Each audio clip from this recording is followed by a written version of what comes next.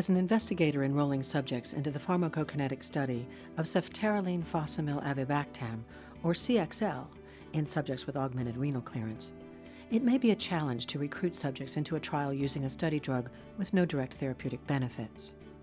We hope this training video will help optimize your time with these critically ill subjects or their legally authorized representative.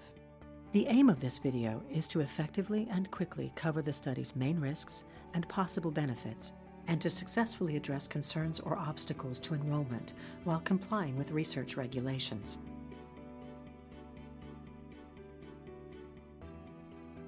Once you identify a potential subject who appears to meet the key study criteria, you will need to approach the subject or the legally authorized representative. Given the critical care setting and the accompanying emotional atmosphere, it is important that your approach is short and to the point, creates a level of trust immediately, and is not overly clinical. Here is where a compassionate and interactive bedside manner comes into play.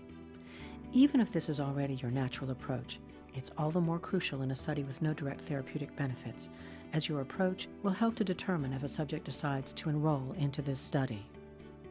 Before approaching the subject, it is often beneficial to understand who the caregiver or LAR may be. Whatever information you can gather from the nursing team ahead of time may prove helpful. For example, it can be useful to ask the nursing staff questions such as, what is the LAR's relationship to the potential subject? Or, does the LAR have any perceived attitudes about participation in a clinical research study? Which family members are present? What are those family members like? How do they feel about the subject participating in a clinical study? Are the family members optimistic about the subject's recovery? The answers to these questions will reveal important information that will indicate how you may want to proceed. Depending upon the responses and the overall mood of the family, you will be able to gauge whether you should be more brief and direct, or if a warm and compassionate approach is more appropriate. Regardless of your technique, escorting the LAR to a quiet place to have these discussions may minimize potential distractions. To start the conversation with the subject or the LAR, you may ask if during this distressing time they would consider helping other people who may also need antibiotic treatment. You may suggest that the given subject could be an ideal candidate for an important study. Please keep in mind that the critical care setting or the circumstances surrounding the hospitalization may prevent some from fully processing what is happening or why you're speaking to them. During the discussion with the subject or LAR, you may need to explain systemic inflammatory response syndrome or how augmented renal clearance affects drug elimination in general ways to help the subject or LAR understand why they are being approached for the study.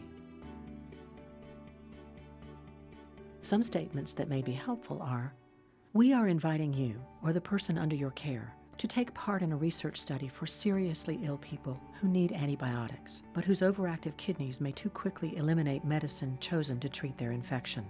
The study should tell us if the overactive kidneys leave too low an amount of a test antibiotic compound in the body. The one-time test compound infusion is carefully given over 1 hour, followed by 9 blood samples taken in approximately 2 teaspoon amounts over the next 12 hours. The patient will then be carefully observed for the next 24 to 36 hours. Highlighting the basics of the study is important, and delivering those points in a general yet informed and empathetic manner may help the subject or LAR consider the study opportunity more closely. Even if the study has no direct therapeutic benefit to the subject, there can be benefits to society as a whole if the subject consents to participation in this study. There are avenues of discussion to cover with the subject or LAR without making promises, guarantees, insinuations, or other suggestions that would be inappropriate.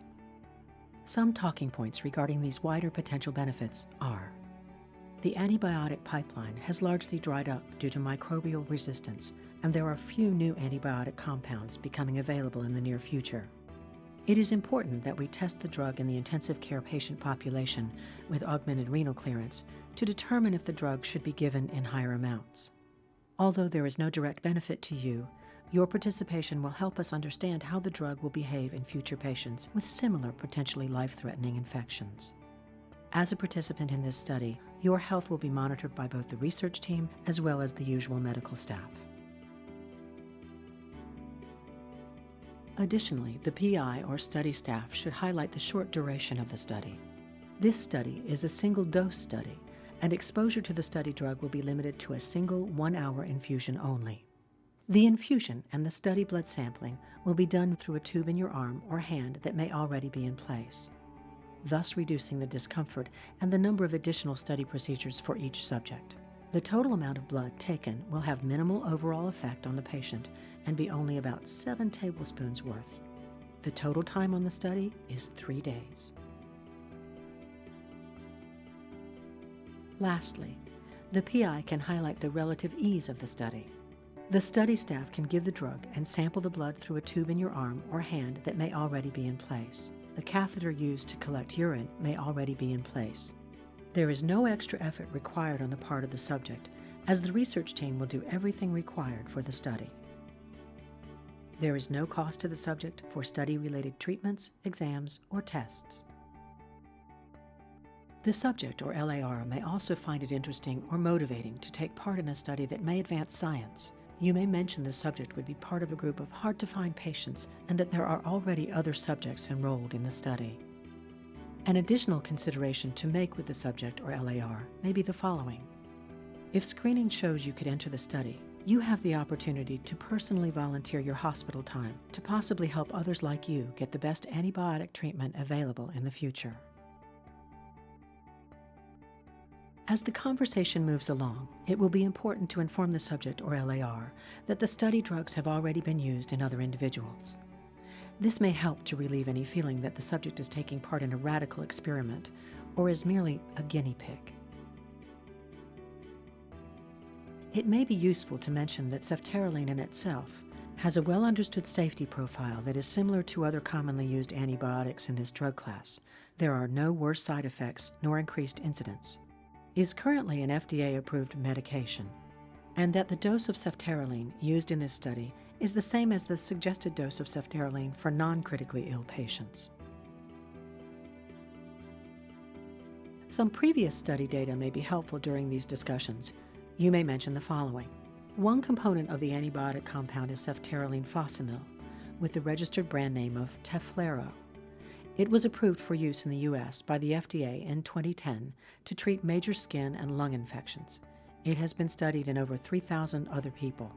The other component of the antibiotic compound is avibactam, which works in combination with Teflaro to make Teflaro active in the body for a longer length of time and thus kill more bacteria. Although not yet approved, the combination of Teflaro with avibactam has been studied in over 200 people. If any new findings about the study drug are learned during the course of the study that may affect your willingness to participate, someone from the study team will tell you about them in a timely manner.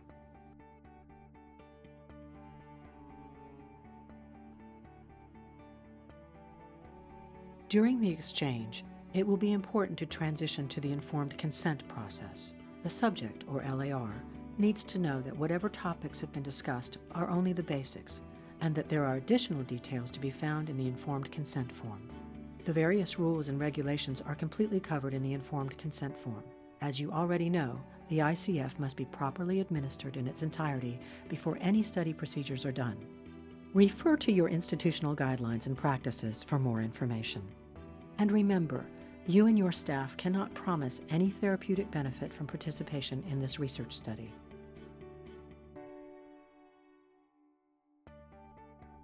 With the proper information and technique, you may bypass the various study obstacles to enrollment. And please remember the following suggestions. Consult with the subject's nursing team to determine if the best method of approaching the subject or LAR is to be more direct or more empathetic. Explain the condition, study, and scientific components in general, understandable terms. Highlight the short duration as well as relative ease of the study. Be sure to mention that the compounds have been previously tested in other subjects. Always maintain your institutional guidelines and best practices during all recruitment activities. Thank you for your time and good luck with your enrollment efforts.